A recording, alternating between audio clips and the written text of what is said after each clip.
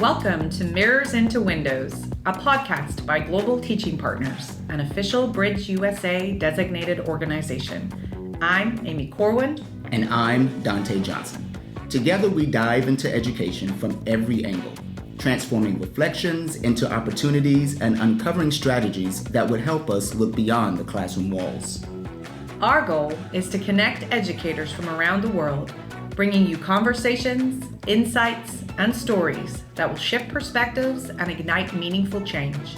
Because when mirrors become windows, the possibilities are endless.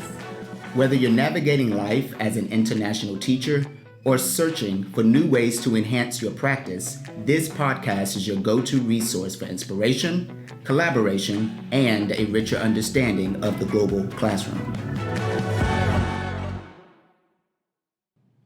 So I think it's great for us to start with the question, why global learning, right? And so in this interconnected world today, we understand that global learning is essential, right? So, and there's actually a book entitled Educating for Global Competence.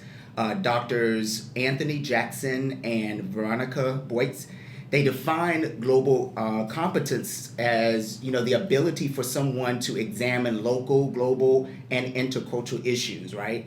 They also say that someone can appreciate diverse perspectives, they can communicate effectively across cultures, and then act for collective well-being and sustainability, which I think is super important. Global competence in a person, they're curious, right? They want to become more aware of what's going on in the world, and then that allows them to become equipped with the tools to be able to go out and address issues that's happening in that time.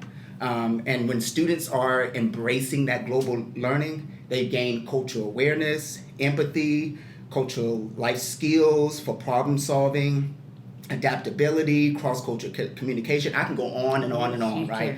And I love it when schools prioritize this because I feel like when they do, they empower their students to navigate complexity, to allow them to collaborate across borders, and to contribute meaningfully to the society and to the global economy. Yeah, this is such a big and important topic for our 21st century learners. And so with this in mind, we are absolutely thrilled to welcome our first very special guest to the podcast today. Star Sampson, thank you for being here with us today. She is a seasoned expert in global education, having led a global school. She's worked extensively with our organization, Global Teaching Partners, to support the educators and build connections worldwide. And on a personal note, Ms. Sampson played a pivotal role in my journey as a J1 educator. I've talked a lot about those people who believed in me and never quit on me. Well, this lady right here, she was the person that got me through. She gave me the opportunity to teach and grow in a new cultural environment. She was my very first principal when I moved here to the United States. So I know firsthand that her passion for global education is truly inspiring. Nice. And we cannot wait to see what you have to share with us today. So welcome, Miss Star. We are so glad to have you here on the podcast. It is so great to be with you all. And you just took me down memory lane because I remember you being dropped off at school with those suitcases. And I'm like, oh man, my teachers are here. I'll never forget that. Just to welcome you in. But anyway, it's great to be here today. Thank you for being here. Well, why don't you start by telling our listeners just a little bit more about your background, your journey in education, and tell us about some of the work you've done in global learning and cultural exchange. All right. Well, 17 years in the classroom, which I love being a teacher. I will always be a teacher to the day I close my eyes. So I loved it. Taught kindergarten, first grade, third grade, and fifth grade. And you guys, I would have to say third and fifth were my very favorite. And yes, all elementary background. I love it. Then became an academic coach. Did you know how there is a calling for you in your life, but you don't realize and someone upstairs or above says, oh no, you're going to be a leader. I've been growing you, so I give him all the glory for that. Became principal at Eastway Elementary School. Stayed there for about 11 years. Big Title I school, 62% Hispanic Latino. So I have learned a lot. I have learned to love on people from other countries into my world. And I don't know, this was all just laid out and heading for me anyway. So I embraced that. And then after that, I went back to the school that I taught in. Can you believe that? And guess who my parents were? Your former students. My former students, exactly. So that was also a Title I school. Okay. So, and that's where the global piece came into play, but we'll talk about that later. Yes, and then I became academic advisor after retirement in 2016, which this was a joy to do. It was, I didn't even, oh man, it just helped me to just live again and to do the things that I love. So it was great to be 5 years with Global Teaching Partners when I helped to bring in teachers and transition them into U.S. living and into the U.S. classroom because of teachers like Amy, Catherine, and all of those wonderful international teachers that I had the opportunity to work with. So yeah, I enjoyed it, and I'm glad to be here today to share with you the little that I know. Now, listeners out there, I've kind of been home for 2 years, so I may have to look at a note or two, but I wanted to give you my best today. Awesome. So with global learning, if you consider the challenges that are faced in the world, right? We have climate change, we have various types of inequities and inequalities. We have global health crisis. They don't live in just one area. It doesn't stop between the borders. So like global learning gives students the tools to see these issues from multiple perspectives, and they understand that these issues are bigger, and their part that they play in solving these issues is bigger. So I love the quote that the Reverend Dr. Martin Luther King says, "Injustice anywhere is a threat to justice everywhere." And I think it's important for students to understand that it's beyond the academics, right? And for teachers to understand it's beyond the academics. It's about preparing them and informing them to become compassionate citizens as they contribute to solve the issues around the world, and that's both locally and globally. That's so good. Like having this mindset, it isn't just valuable, it's essential in today's interconnected world. And so, Ms. Star, with that in mind, why don't you tell our listeners just a little bit about why you believe global learning is so important in today's world? Well, the earth is massive. The Creator created the 7 continents. 7 is completion. I think we would be a little arrogant not to want to see other parts of the world and to see how how everything flows. So so we can't be limited to just our little space in this big world. There's lots to explore and to learn. So I just feel like it's important to learn about other people's customs, their languages, their types of shelter, animals, resources, food, dance, song. So you're getting into my part when we talk about dance and song. That excites me. So it's just limitless possibilities with education, especially through technology. And technology is moving so fast. It's no excuse not to touch the world. Now, I just want to say, remember, we want to learn about the world. We don't want to be of the world because everything's not good. So with our babies, we got to nurture what it is they learn. You feeling me? Yeah, I do. All right. Yes, ma'am. So even with the world news, I think we still have to handle that appropriately. Yes, they need to know what's going on, but you have to be careful in how you present this information. I also think that our international teachers being firsthand in those classrooms, how wonderful is that?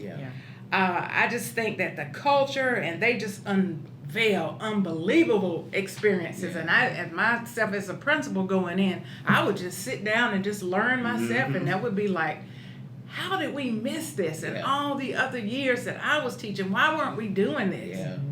People were afraid to come out of that little shell. This is our little world. We're just going to teach this. I will never forget, and this was leading into before we really became a global school. It's amazing how things are laid out before you of things that are to come. Carly Peace, 5th grade teacher at Holt Elementary.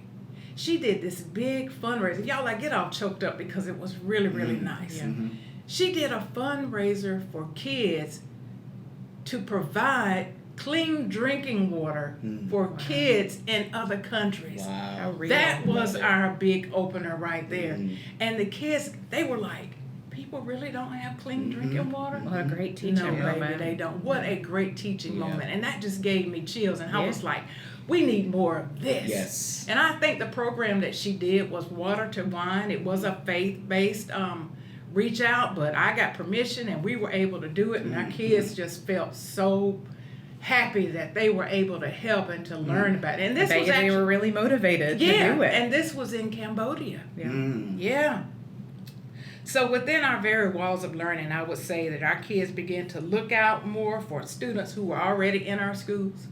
I mean, we had people, new English learners coming in every day. We had people from Mexico, Guatemala, Honduras, Saudi Arabia. Now that was challenging. You remember that? Yes. And so it's You like, reminded me of that. Honestly, that was such a difficult trying to find ways to connect. Yeah, just providing a place for students to learn and be safe. And do you know the kids, you guys, if let's say if somebody looked off task when I came into the classroom, they would take up and say, Miss Sampson, he's new. He's learning English. And in my mind, that would just warm my heart that they were protective embracing of each other. and protective. Yes, indeed. Let me tell you this story. I was brand new to Hope. And a parent was upset with me because their child was served pork during lunch. And I was like, I didn't know. Yeah. But it was my responsibility as the leader to make sure. So I had to talk to the cafeteria folks and say, look, when this group of children come in, they cannot have that hot dog. It's just all kinds of things that just opens your eyes and we all grow and learn. Not just the little ones, all of us. Yeah. I love that. And, you know, when you were telling your story about the students that were had that awareness of drinking water right, around the world, but the part that really made me kind of just like brought goosebumps to me is the part that they wanted to help. Yes. They felt so good about helping. It wasn't that they were just made aware. Because they'll remember that forever. Exactly. Yeah. And what better way to build someone's personal character inside by helping someone else, right? And that's amazing. Listeners, you can't hear this, but I'm about to give this young man a high five. That's exactly what I felt, and just felt so proud of that teacher for bringing it to us. Absolutely. Absolutely. So you talked about some examples of ways that kind of benefit the students. What are some personal and academic examples of how students can grow and benefit from the global learning? Oh, well, I can go on and on, so you may have to stop me a little bit here. But yeah, I just think units of studies on global kinds of lessons increase problem-solving skills, especially if it's done through research. Learning teams. People say learning teams, you put the little children together and they try to figure out, no, you have to teach students how to do learning teams. That's right. Even if you have to do paper, rock, scissors, you're going to be the one to draw. Paper, rock, scissors, you're going to be the one to write. Paper, because some people want to do the same thing over and over again. So with our global studies, the way we did it, everybody took part in all the different ways that we present and learn through our global learning. I got my notes here, so and then we had many projects, seriously, that were done weekly. Amy knows, but she did some of them. You were hard on me if those projects were being done. The presentations, you guys, and the kids know how to use the technology. They were done digitally and in person. When I say in person, they presented it to other kids in other countries. Oh, I love so it. Yeah, me too. And again, I've said this in the beginning, but having those international teachers on hand in the classroom for first-hand information, and they're sharing through Zoom, through videos with real live people in other countries. Whew, sometimes when I did my walkthroughs, I would see a lesson in which a class was making a video. And I remember one in particular was the Mandarin Chinese teacher did what a day was like in an American school, and in turn, the children in Taiwan did what it was like for us. They even involved me, so they got me doing the announcements, and then the principal in Taiwan was showing how they do their day. But the kids grasped a hold of that, and they were like, oh, that's how they do it. Yeah. Let's see, we did Australia, Jamaica, and even England. to share what schools were like. And it was just, we reached out to so many countries. I can't even believe we did all that. Mm-hmm. That's big stuff. That Thank is y'all big. for helping That me to is big. remember how powerful this really was. And then I have to tell this story. And I don't mean just to blow up Amy in this podcast, but this really happened. As being a global school, and we did it fairly well, I hate to brag, but it's the truth. Mm-hmm. I took a group of teachers and other administrators and people that just wanted to see what a global school was like into Amy's classroom. I had taken them all around, and great stuff was happening. But picture this. The room was dark. All the fourth graders were sitting on the carpet, and we had the bright link, so it was on a big screen. And Amy was Zooming with somebody in Australia. Oh. Those kids were so engaged in what this person was saying that they didn't even look at us. Wow. Amy, please tell about how powerful that was, because I know you. Yeah, I mean, remember. honestly, I still remember that lesson as if it was yesterday. It was good. I am blessed to have cousins. My aunt immigrated from Ireland to Australia, so my mom's sister lives out there. So my cousins, who are actually both teachers as well, they decided, or we set up a sort of a question and answer session with the kids and them. And they had put on some Australian garb. They have real thick Australian accents. The kids had little sticky notes with the questions, and they were going to write a paper based off it. And I mean, I remember you guys walking in, and not one person moved or budged or moved from the screen. Get out. I actually remember you trying to ask them what was happening. One of them was like, shh, Exactly. get out of my way. And I was like, well, don't speak like that to the principal. You're going to get me fired. But it was good to know that they were really enjoying themselves. And, the writing that came out of that lesson was incredible. And in this day and age, getting kids to write is really, really tough. Yeah. But with these global projects, I was finding that they were able to write so enthusiastically because they more or less experienced it firsthand. Right.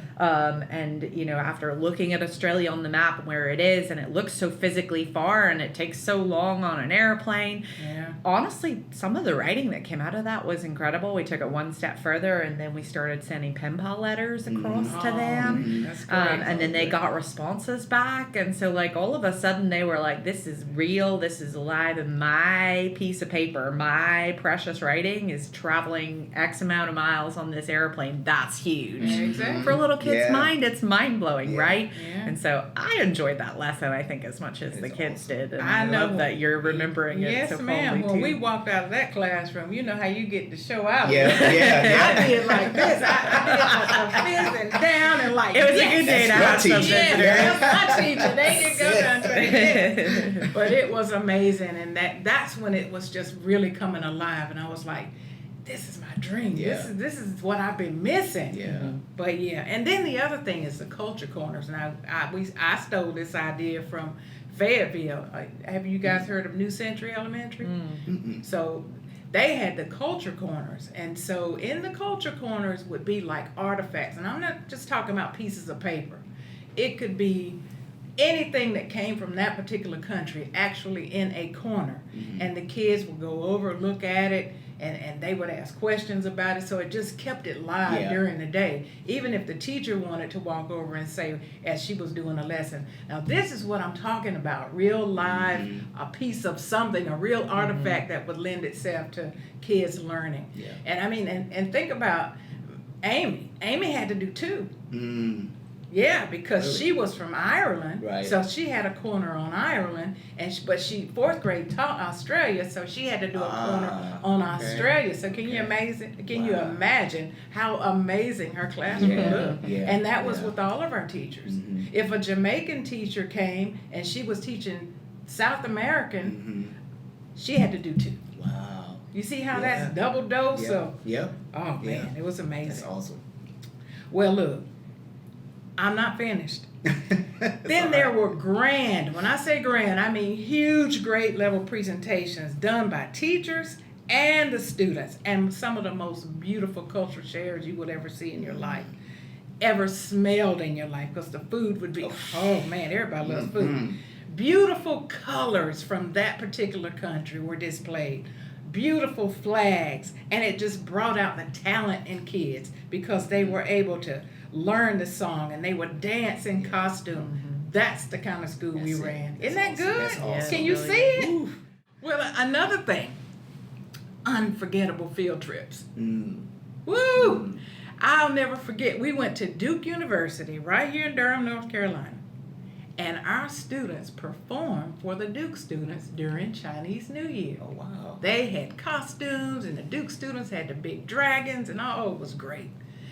All of this stuff, you guys, if aligned with the standard course of study, brings about great test scores. Yeah. Student excitement, improved attendance. Yeah. If kids like what they're learning, they're going to come to school and they're going to learn. Yes. Student work was posted. We didn't do worksheets, did we, Amy? No. It was no worksheets. No worksheets. Kids are proud. Teachers are proud. The community's amazed. The parents, it was just amazing. Hope received the Mayor's Award Nice. for our global engagement. Wow. Yeah. And testing, of course, is always in the back of our minds. We're not going to dismiss it because you can lose your job over that.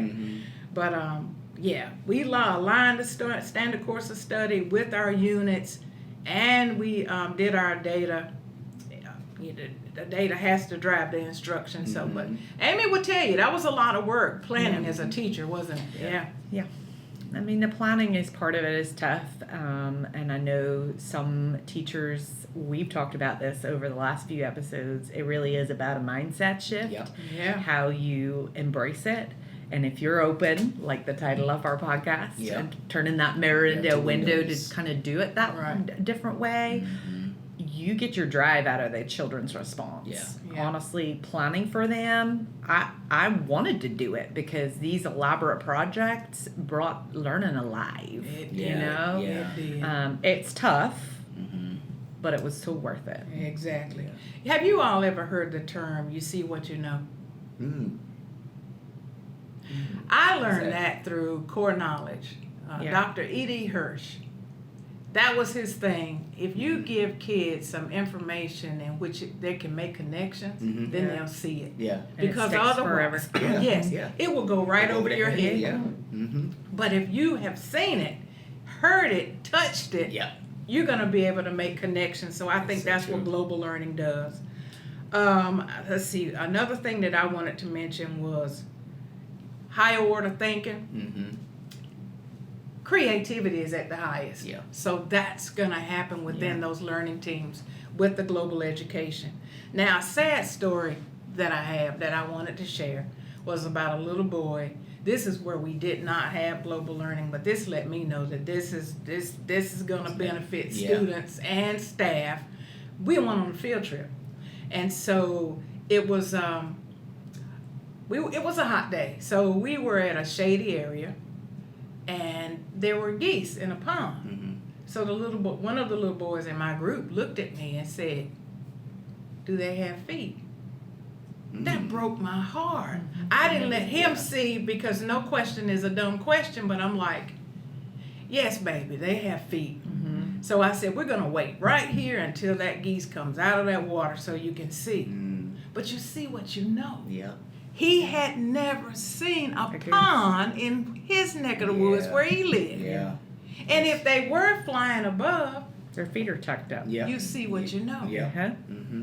So I said right then, our children need units, exposure. They need to learn about things outside of their little community. Wherever they're living. So anyway, I also think that our kids need to be taught not to be wasteful. Mm-hmm. That's a big That's one. a big one. In Because we are blessed Yep. in these United States of America. And so I just think that we need to teach our kids. Some people don't have this, but yet they're doing well above what they should be doing. Yeah. And I will tell you the story. It opened my eyes when I visited Jamaica. Thank goodness for Nathan Thomasini and Global Teaching Partners. Going into that Jamaican classroom, seeing 42 kids in a class, right? That's a lot. They're all paying attention in their beautiful uniforms. The things that they had, they made. They spoke very well. Did they stand to greet you? They did. That's beautiful. Yeah. And then I saw this one computer on the floor, but our kids yet have all these laptops, but yet that beautiful Jamaican classroom making do with what they had. Yeah. So that was a big eye opener for me. That's great. The U.S. is a melting pot, so we have to educate our kids to work well with each other, and if they go abroad, to do the same. Absolutely. Wow. Well, that has been a really great start to what I think is just a really powerful conversation that we should definitely be having in this 21st century. And so we're going to take a pause here, and Ms. Star will join us again next week when we continue to talk about the importance of global learning and what it would look like for schools to kind of embrace this and start this journey for themselves.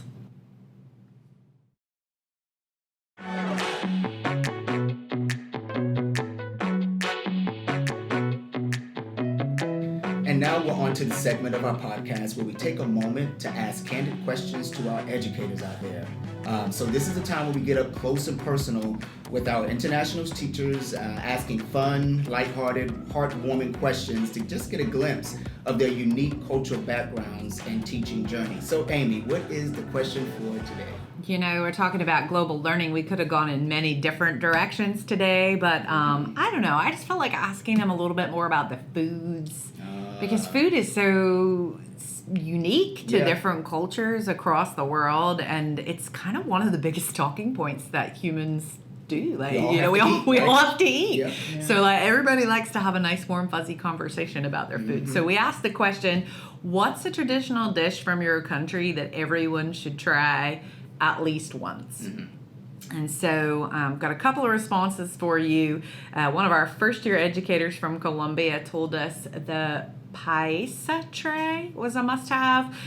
Forgive me if I said that incorrectly in Spanish, but it translates as all of Colombia on a single plate. Wow. Okay. And so she said, if you have the opportunity to visit Colombia, you cannot be left wanting to try the best known and favorite dish of most of the population. Trying a pieza tray is like crossing our country from end to end because it's a combination of ingredients from different parts of our territory, which are found in a delicious way in a single dish.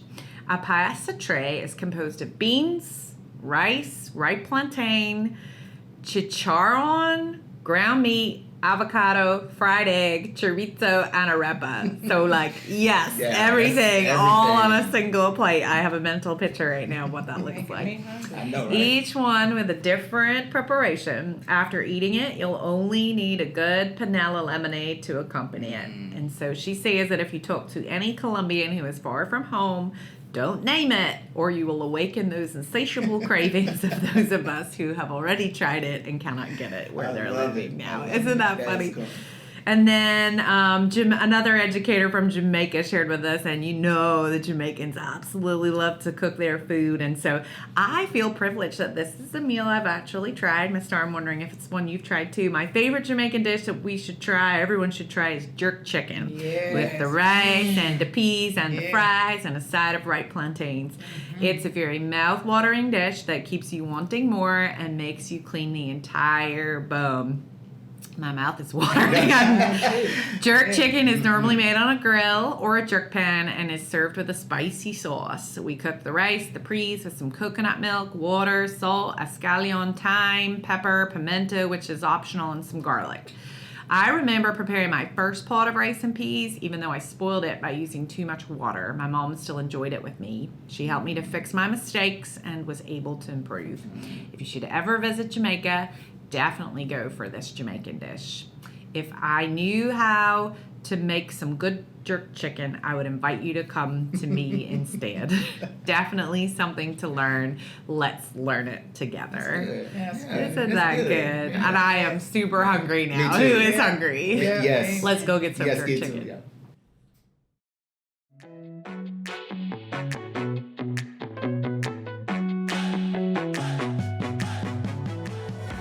Thanks for listening to Mirrors into Windows.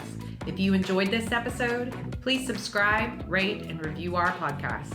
It helps us reach more educators just like you. And don't forget to follow us on Facebook and Instagram and any other social media platforms, or visit our website at globalteachingpartners.com. Until next time, I'm Dante Johnson. And I'm Amy Corbin.